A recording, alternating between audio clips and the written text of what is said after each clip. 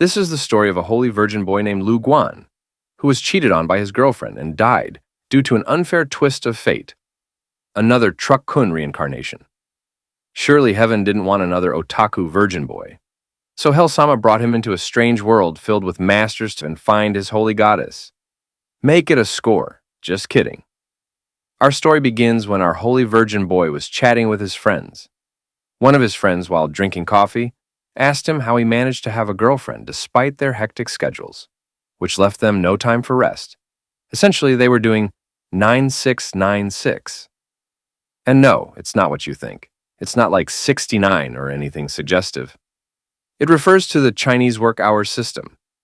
Anyway, as his friend, also a holy virgin boy, asking our boy about it, he began boasting about how handsome and charming he was, which is why so many girls fell for him. Before he could finish, his friend cut him off, telling him to stop with the nonsense and, out of curiosity, asked how he met his girlfriend. His friends pressured him to share his tricks and secrets for getting a girlfriend. Laughing, our boy finally agreed to share his story. He mentioned that he studied veterinary medicine in college. Hearing this, his friend was surprised. But before he could comment, our boy explained that he enjoyed caring for cute, small animals. His friend then asked how he ended up becoming a programmer. Our boy replied that it was because of the high salary, which is why he pursued it. By his third year of college, he attended classes and started learning programming through online courses. When his friend asked if he had failed any courses, our boy confidently replied that he had passed them all. He went on to say that in his final year, a classmate asked him to help take care of a pet store. With a sudden smirk, he flashed back to the day he met his girlfriend. As the girl walked in, while our boy holding a dog there, the girl greeted him and our boy turned around to see who it was. It was love at first sight for our holy virgin boy. He was fascinated by her beauty. As he stood there frozen, the girl asked if he was a veterinarian. Hearing her, our boy seemed distracted and couldn't think properly. But thankfully, he managed to act natural, even though it didn't seem that way. But anyway, he replied that he was, and she asked him to go ahead inside. That was when their love and memories began. After that, they became partners. And that's what happened, he told his buddy while sipping his coffee. His buddy sighed, saying that it seemed like fate. Our boy agreed, saying it was the kind of fate that can't be forced, because it depends on destiny. He then changed the topic, telling his friend not to be sad and encouraging him not to give up hope. He mentioned that today was his first anniversary with his girlfriend and that he had plans for her. You know what he meant. So his buddy advised him not to work overtime so he could save some energy. Suddenly, a call came in from their boss. His buddy hurriedly picked it up and whispered to our boy not to make any noise, saying that he might be caught slacking off and would be in trouble. As he answered the call, he heard their boss's angry voice shouting, saying he knew what he was up to and told him to stop hiding and slacking off and to hurry back. He quickly replied that he was on his way. Our boy was surprised at how their boss was scolding him like a sissy girl. After that, in their boss's office, the boss scolded them, shouting angrily that if they didn't want their jobs anymore, they should just resign. He also pointed out that they disappeared right after their 1-minute break and were slacking off from their work. He said that out of the whole department, the two of them were the worst at slacking off and asked if they were done with their project. They responded that they hadn't finished it yet. Hearing this, their boss told them to hurry up and finish it because the client needed it by tomorrow. The two troublemakers were shocked. They didn't expect that the client would need it so soon. The boss approached them and whispered in their faces, asking if he needed to repeat himself. He said the project needed to be completed as quickly as possible by tomorrow, or else they'd be in serious trouble. They quickly replied that they understood and would get it done as fast as they could. As their boss left after scolding them, they realized the urgency of their situation. His buddy whispered to him that it seemed they would have to work overtime again. His buddy then asked what would happen to his date celebration and if he was going to skip their project. He even offered to help him flee, saying he could handle the project alone even if he wasn't there. Hearing this, our boy said he couldn't do that and would make an excuse to his girlfriend.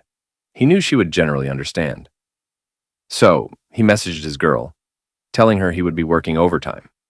She replied, so, you'll be home late, to which our boy apologized.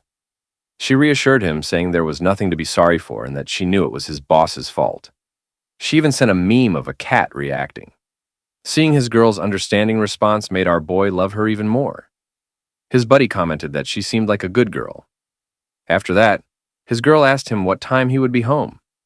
Our boy replied that she didn't need to worry, because he would get there as fast as he could. Then his girl sent him a picture. Damn, what luck our virgin boy MC had. The girl even addressed him as hubby. Seeing this, our two virgin boys felt like they were seeing heaven's gateway. But kidding aside, our boy told his buddy not to look at it. His buddy, seeing it all, seemed satisfied and said he could rest now after seeing some good stuff. The two of them became as excited as dogs, with our boy swearing to heaven that he would finish his work quickly. Seeing this made our virgin boy motivated, and his buddy seemed hyped too. Later that night, it seemed they had finished their project. They took a deep breath of fresh air and shouted, relieved that their work was finally done. Feeling so energetic, they started dancing like Michael Jackson and even performed a Metamaran fusion dance, like in Dragon Ball. After they successfully did it, the two idiots hugged each other. His buddy said goodbye to him, wished him good luck, and hoped he would succeed in his mission. Our boy replied that he would, and then his buddy left. He hurriedly called his girl. When she picked up, he told her he was getting off work now, but before he could finish his sentence, he heard some moaning. Confused, he asked her what was wrong, hearing some weird sounds. A man's hand then appeared, holding his girl's phone, intentionally letting him hear those sounds. Our boy was so confused about what was happening. When his girl started moaning harder, his world turned upside down. He asked if she was doing it, and she blamed him, saying it was his fault they got caught. He stood there frozen as if hit by something heavy.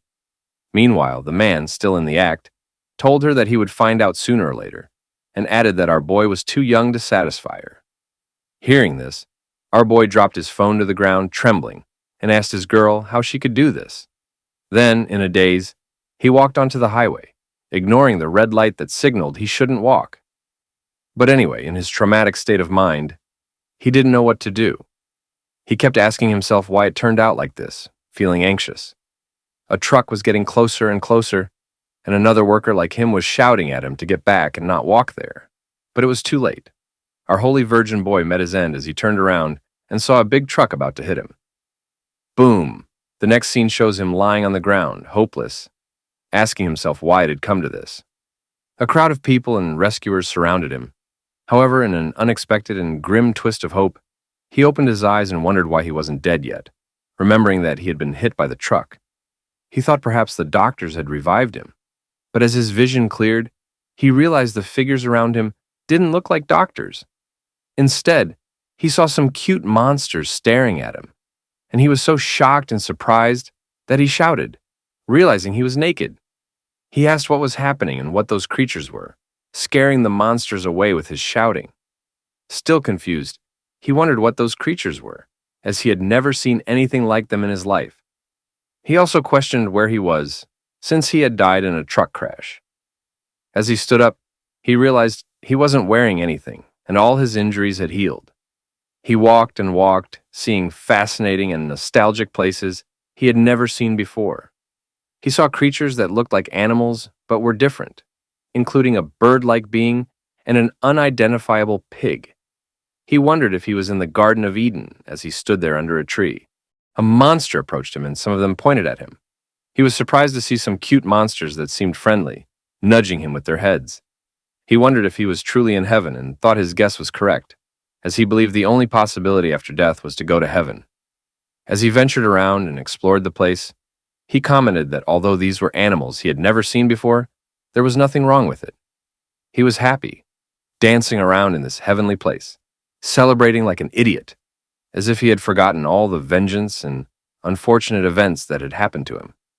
But suddenly, the ground became noisy and started shaking, as if a giant monster was approaching. They stopped their celebration and all the monsters fled. Our boy noticed this and wondered what was wrong, feeling confused. a group of monsters seemed to be moving toward his location. Our boy was surprised to see creatures that looked like wolf monsters. Shocked and scared, he began to run, crying out, "Why are there so many monsters?" While panicking, he told himself to stay calm and think of a way to escape. As our boy ran like a wild virgin through the forest, the wolf monsters started catching up to him. One of the wolves leaped at him, but he reacted quickly, rolling on the ground to avoid it. He got back on track and continued running, but unexpectedly, he stumbled over a tree root and tumbled away like a runaway wheel. As he lay on the ground, the wolf monsters took this opportunity to pounce on him. Our boy thought it was the end and wondered if he would die once again. Just then, a ball-like device was thrown nearby, and our boy noticed it as it got closer. The ball opened up and emitted a light like a pokeball, and he lost consciousness as the ball absorbed him inside. After the ball dropped to the ground, a man stepped out. Seeing the man, the wolves became scared and started trembling. Afterward, our boy was lying there naked. When he opened his eyes, he seemed shocked and confused about what was happening.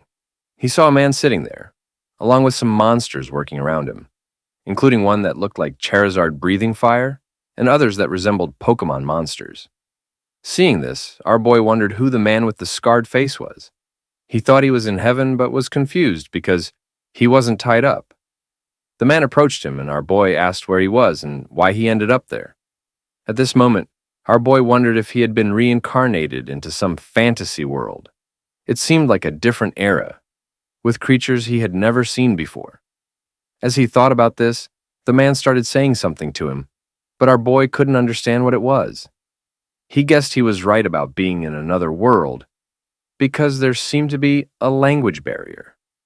So, our virgin boy tried using sign language to communicate, hoping the man would understand him.